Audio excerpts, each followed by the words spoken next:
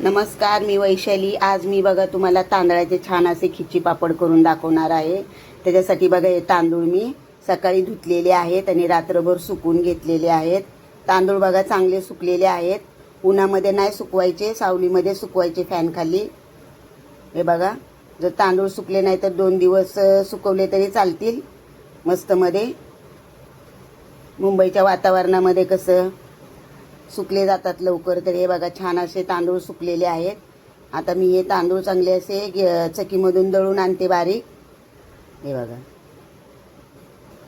हे पापड करायला म्हणजे सोपे आहेत आणि चवीलाही खूप छान लागतात। 2-4 जणी असतील ना तर करायला सोपे आहेत। जर एकटीच करणार असेल तर जास्त प्रमाणात नाही करायचे। 1 किलोचे करायचे असतील अर्धा किलोचं करायचं। मी अर्धा किलोचेच करणार आहे आणि अर्धा किलोचे नंतर करणार आहे। हे बघा छान असं मी दळून आणलेलं आहे, बारीक दळलेलं आहे। तर 5 वाटी पीठ आहे हे, म्हणजे पेल्याने मोजलेलं आहे मी। हे 5 वाटी आहे आणि बघा 7.5 वाटी मी पाणी गरम करायला ठेवलेलं आहे। हे प्रमाण परफेक्ट आहे। आता ह्याच्यामध्ये मी मिरची टाकते, तुमच्या आवडीप्रमाणे तुम्ही मिरची टाकू शकता, मी कमीच टाकणार आहे।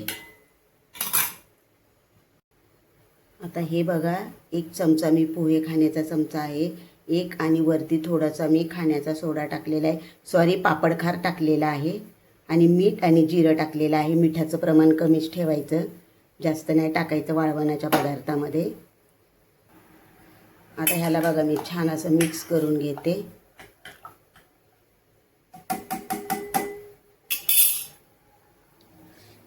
पाण्याला बघा छान अशी उकळी आलेली आहे। साधारण मी 1.5 पोहे खाण्याचा चमचा पापडखार टाकलेला आहे,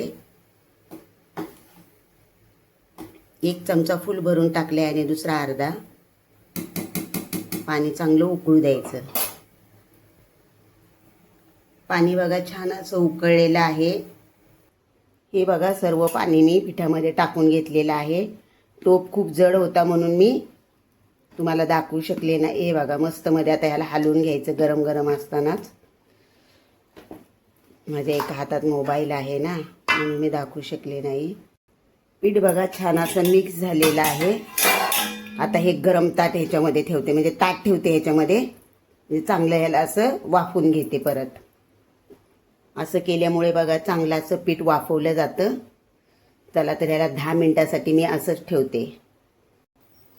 पीठ बघा चांगलं असं वाफवलेलं आहे। आता स्मॅशरच्या साहाय्याने चांगलं याला मऊ करून घेते। बघा पीठ बघा चांगलं असं मऊ झालेलं आहे। आता ह्याला अजून परत मी झाकण लावून ठेवते, थोडा वेळ। गरम आहे खूप। कुकरच्या डब्याला बघा मी थोडंसं तेल पण लावून घेतलेलं आहे, थोडंसंच लावायचं, जास्त नाही लावायचं, म्हणजे असं बोट बुडवायचं नाही, असं फक्त पुसून घ्यायचं। नाहीतर पापड सुकल्यावर वरती तेल दिसतं आणि चवीला चांगले नाही लागत, पापड खराब होतात लवकर, म्हणून तेलाचं प्रमाण कमीच ठेवायचं। हे बघा पीठ किती छान झालेलं आहे, बघा किती मऊ झालेलं आहे। आता ह्याचे मी छोटे छोटे गोळे करते मेंदूवड्याप्रमाणे आणि कुकरच्या डब्यामध्ये ठेवून घेते। हे बघा मी अशाप्रमाणे गोळे करून घेतलेले आहेत। कुकरचा डबा छोटा आहे माझा म्हणून मी बघा असं पण केलेलं आहे। इकडे पण करून ठेवलेलं। हे बघा कुकरमध्ये मी पाणी टाकलेलं आहे। तुम्ही डाळ भाताला कसा कुकर लावता तसंच लावायचं। आता ह्याच्यावर झाकण ठेवते आणि छान ह्याला असं 4-5 शिट्ट्या करून घेते मी। हे बघा गॅसवर कुकर ठेवलेला आहे। पीठ चांगलं शिजून घ्यायचं। पीठ जर चांगलं शिजलं नाही तर पापड चिरू शकतात, म्हणून छान असं शिजवून घ्यायचं। कुकर बघा छान असा थंड झालेला आहे। आता 1 डबा मी काढलेला आहे आणि 1 डबा मी तसाच कुकरमध्ये ठेवलेला आहे। आता हे पीठ मी ह्या घमिल्यामध्ये काढून चांगलं असं मळून घेते। तेल लावल्यामुळं बघा डब्याला थोडं पण पीठ चिटकलेलं नाही, साईडला थोडंसं चिटकलेलं आहे। आता पुन्हा ह्याने मी मऊ करून घेते पीठ। हे बघा बघू शकता तुम्ही, पीठ चांगलं असं नरम झालेलं आहे, मस्त मध्ये शिजलेलं आहे चांगलं असं। खूप गरम आहे, थोडंसं थंड होऊ देते, झाकण ठेवून असं त्याला थोडंसं थंड होऊन देते। जास्त पण नाही थंड होऊन द्यायचं, जेवढं आपल्याला हाताला सोसवेल तेवढं थंड होऊन द्यायचं. अर्ध पीठ काढून बघा मी पुन्हा डब्यामध्ये ठेवलेलं आहे झाकण ठेवून. अजून खूप गरम आहे. थंड झालेले आहे हलकंसं. आता थोडंसं तेल टाकते बघा मी, जास्त नाही. हे बघा थोडंसंच टाकते आणि मळून घेते ह्याला चांगलं. हे बघा पीठ चांगलं असं मळून घेतलेलं आहे. आता पापड करण्याच्या साच्याने मी पापड करून घेणार आहे. बघा मी घरामध्येच पापड करणार आहे, नंतर उन्हामध्ये सुकवणार आहे. हे बघा ओढणी टाकून घेतलेली आहे. ही बघा पापड करण्याची मशीन आहे. तेल पण घेतलेलं आहे मी आणि पिठाचे बघा गोळे करून घेतलेले आहेत. आता मी ह्याला थोडंसं तेल लावते, दोन्ही साईडने लावून घेते. हे बघा एवढ्या साईजचा गोळा घेतलेला आहे मी. आता ह्याला असं करते आणि चांगले ह्याला प्रेस करून घेते.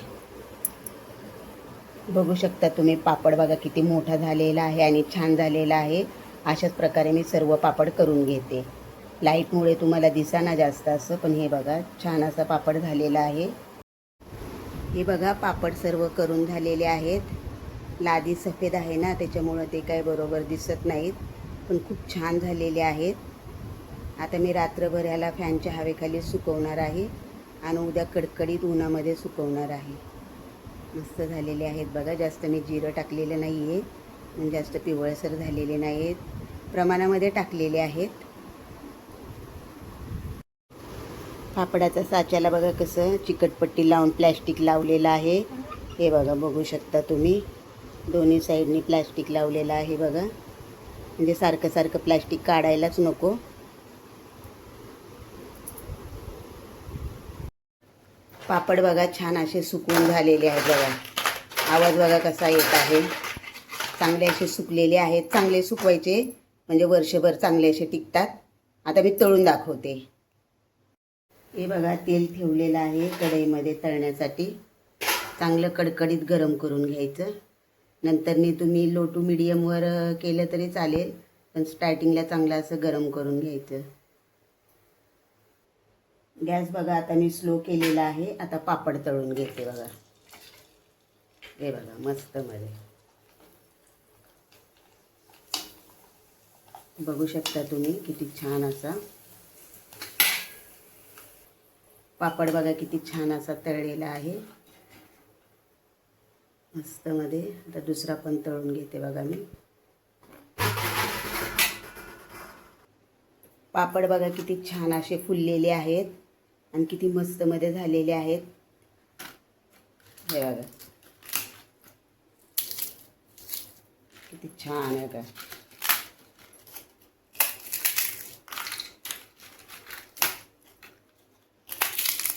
मस्त मध्ये कुरकुरीत झालेले आहेत. तेलकट पण जास्त नाही आहेत. मिरची वगैरे टाकल्यामुळं चवीला तर खूपच छान झालेले आहेत. मस्त झालेले आहेत बघा पापड. तुम्ही अशाच प्रकारे बनवा आणि तुमचे पापड कसे झाले हे तुम्ही मला कमेंट करून सांगा. जर तुम्हाला माझा व्हिडिओ आवडल्यास तुम्ही माझ्या व्हिडिओला लाईक, शेअर आणि सबस्क्राईब करा. चला तर मग बाय.